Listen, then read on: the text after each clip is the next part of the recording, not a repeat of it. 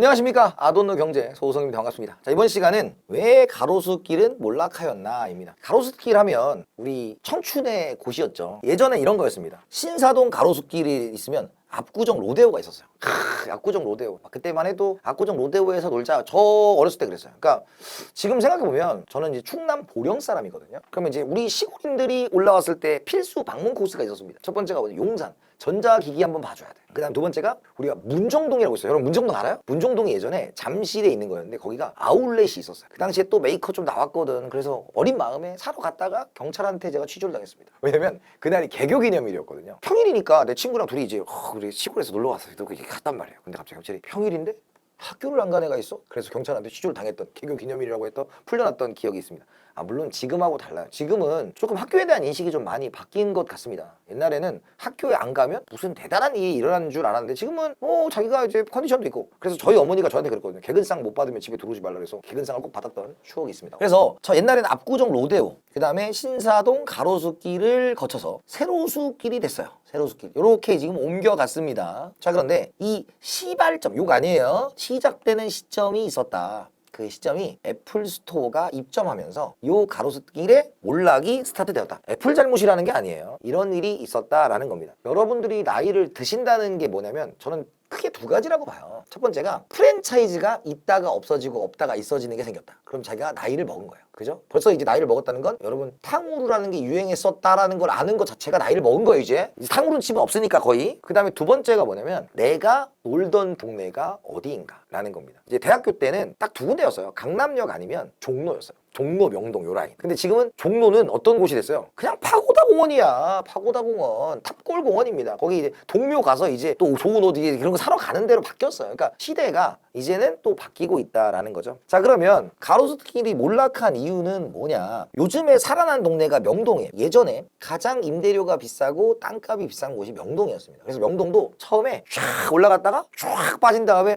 정신 차리자. 그래서 명동은 지금 매출은 지금 올랐고 임대료는 싸졌어요. 그런데 가로수길 어떠냐? 매출은 그대로인데 임대료는 올랐습니다. 물론 선생님 물가 상승에 의해서 임대료가 오르는 건 당연한 거 아닙니까? 가장 중요한 건 상권의 활성화. 당연히 그곳에 뭔가가 있어야만 가는 건데 이 임대료가 올랐다라는 것은 그 입점 업체의 손익분기점을 맞추기가 쉽지가 않아요. 그래서 가로수길은 이제 상권보다는 돈을 더 받으려고 하는 곳이구나 이렇게 생각을 하시면 됩니다. 그런데 왜 그러냐? 공실률을 보세요. 공실률. 지금 4.5%인 곳이 뭐 언제겠어요? 야, 너 오늘 어디서 만날 거야? 가로수길 만나? 이럴 때가 이때야. 근데 점점점 공실률에서 36.5%, 36.5%라는 건 이게 느낌이 안 오시죠? 여러분 5집 중에 2집이란 뜻이에요. 그러니까 비어있는 거야 다. 근데 여러분 생각해봐요. 5집 중에 2집이 비어있으면 그 동네는 어떤 동네야? 뭔가 망한 거 같잖아. 이 동네가 먹을 게 없고 비어있고 사람들이 안 올 것 같잖아요. 그게 전염이 되는 겁니다. 그렇기 때문에 가로수길이 점점 공실률이 많아지는데 뭐라고요? 임대료는 올라갔다. 왜 그러냐를 살펴보면 그 이유가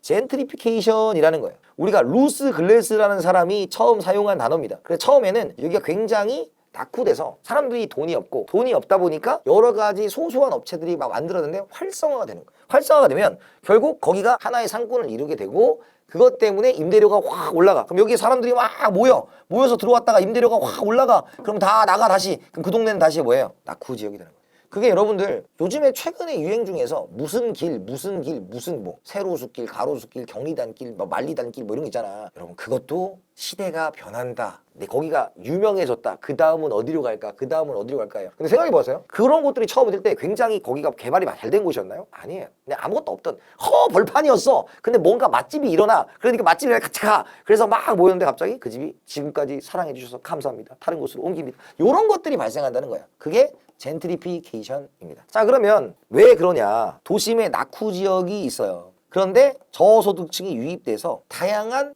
먹거리, 볼거리들을 제공하게 되니까 사람들이 안 살게 되죠. 그런데 도시가 활성화됩니다. 도시가 활성화되면 복합개발 들어가고 정주환경 개설되고 사람들이 놀러오고 와 좋다 그러니까 재주입되고 임대료는 올라가고 저소득층은 나가야 되는 상황. 그러니까 지금 이러한 과정은 우리나라 역사에 계속 반복되고 있는데 최근 굉장히 더 강해졌어요. 그 이유가 뭐냐? 부동산의 화랑, 버블과 맞물려서 이 속도가 예전에는 좀 짧았었는데 어마어마하게 빨라지고 있습니다. 제가 보기에는 심한 경우는 3년을 못 가는 경우도 봤고요. 지금 대부분이 10년 안쪽으로 바뀌고 있다라는 겁니다. 그래서 심사동 가로수길이 몰락한 이유, 젠트리피케이션, 임대료가 상승한다. 그러면 매출이 감소한다. 그러면 폐업이 증가한다. 왜? 임대료를 감당하지 못해서 되는 겁니다. 그래서 왜 아까 애플이 시발점이 되었냐라고 하면 한 방에 돈을 내고 들어왔어요. 모든 임대료를 몇백억을 내고 들어왔단 말이에요. 그러니까 눈이 높아진 거야. 아, 기다려야지. 그래, 애플 같은 기업이 오면 나는 돈을 벌 수 있으니까 한 방에 돈을 벌고 나는 내릴 생각이 없어. 예요. 그래서 봐봐요. 애플 맞은편 상가는 보증금 6억에 2,800만 원. 내가 부동산 업자 같은데 거기까지는 아니고 그 다음에 세로수길은 2억 원 1,350이에요. 아 물론 1,350도 비싸지. 그러나 2,800에 비하면 반값 수준이야. 그러니까 사람들이 어디로 몰려간다? 세로수길로 몰려간다는 겁니다. 그래서 유동인구를 보세요. 여기죠 여기 39,000 여기 10만입니다. 그만큼 지금 서울시 전체에 비해서 세로수길에 사람들이 몰려있다. 이것이 젠트리피케이션의 시작일까요? 그럴 수도 있다. 왜? 가로수길 피해서 세로수길 왔다라는 거죠. 하지만 어쨌든 지금 당장은 거기에서 사람들이 모여서 자기가 원하는 바를 이루고 있다라는 것입니다. 그런데 여러분들 그런 생각 안 해보셨어요? 왜 임대료를 내리지 않을까? 건물에 비어있는 공간이 굉장히 많아. 그럼 자기가 건물주라면 잘 모르니까 좀 임대료를 낮고 상생하는 관계를 가지면 어떨까라는 생각을 해본 적이 있을 겁니다. 그런데 내리지 못하는 이유가 있어요. 토지가 포함되는 건물의 가치가 임대료가 분자입니다. 그럼 임대료가 올라가면 건물의 가치는 올라가고 임대료가 떨어지면 건물의 가치가 떨어지게 돼 있어요. 자, 근데 이 말은 무슨 뜻이냐면 이런 거예요. 여러분, 우리가 건물을 살 때 이게 만약에 뭐 100억이야. 그러면 저기요? 오늘 제가 건물 쇼핑을 왔는데 여기 100억이 있습니다 라고 사겠어요? 그럴 리가 없어. 50% 이상을 대출을 일으켜서 살 거 아니야. 그럼 내가 50% 이상을 대출을 일으켜서 샀는데 상가도 마찬가지죠. 담보를 받을 거 아니야. 그럼 담보 가치를 잡아서 대출을 받았는데 내가 임대료를 나는 대출다? 그럼 내가 대출받은 담보의 가치가 낮아지네? 어이! 대출 상환하세요. 이렇게 나올 수가 있어요. 그래서 특히 건물주와 상가 주인은 임대료를 낮추는 게 굉장히 조심스러울 수밖에 없습니다. 이제 답이 됐을 거예요. 왜?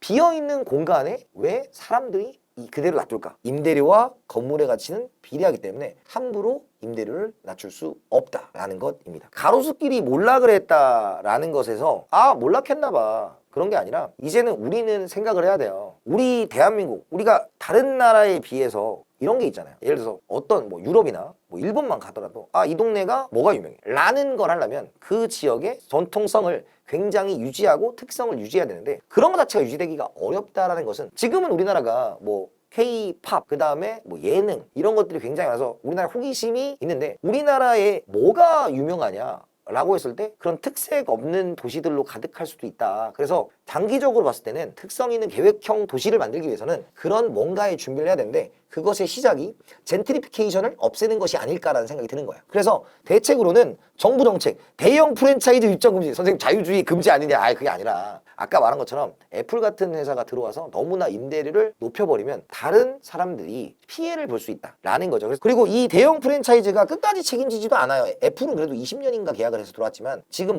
자라라는 브랜드도 지금 나가려고 하고 있고 여러 가지 문제가 있어요. 그래서 제가 보기에는 정부 입장에서는 임대료를 과도하게 높이는 들어왔다 빠지는 이런 대형 프랜차이즈는 좀 입점을 금지시키는 게 정부 정책 중에 하나가 될 수 있고요. 그 다음에 임대료 안정화죠. 그래서 임대료에 너무 상응하게 담보대출을 많이 해주는 것보다는 특색이 있는 것이기 때문에 임대료를 안정하는 게 상한선의 규제도 있고 정부가 몇 개의 기업 그런 것들을 선정해서 그런 특성을 유지할 수 있게 좀 보조를 해다든지 이런 게 필요하고요. 그 다음에 지역 공동체에서는 지자체, 임대인, 임차인 이런 분들이 서로 간에 도움을 주고 가는 게 맞지 않나라는 거예요. 그래서 결론은 우리가 살아가면서 다양한 지역적 특색을 만날 수 있지만 과도한 임대료 인상으로 인해서 그러한 특색이 사라지는 젠트리피케이션을 경험하는 것보다는 우리 서울, 우리 대한민국 그리고 우리 한국의 여러 도시들의 특성을 살릴 수 있는 방법에 한번 생각을 해봐야 되지 않을까라는 생각을 했던 시간이었습니다. 그래서 여러분 젠트리피케이션, 내가 나이를 먹는구나 라는 걸 판단하는 시간이고요. 여러분들이 나이를 조금 먹더라도 특성 있는 도시가 계속 유지되었으면 좋겠다라는 말씀을 드리면서 이번 시간 마치도록 하겠습니다. 수고하셨고요. 다음 시간에 뵙도록 하겠습니다. 감사합니다.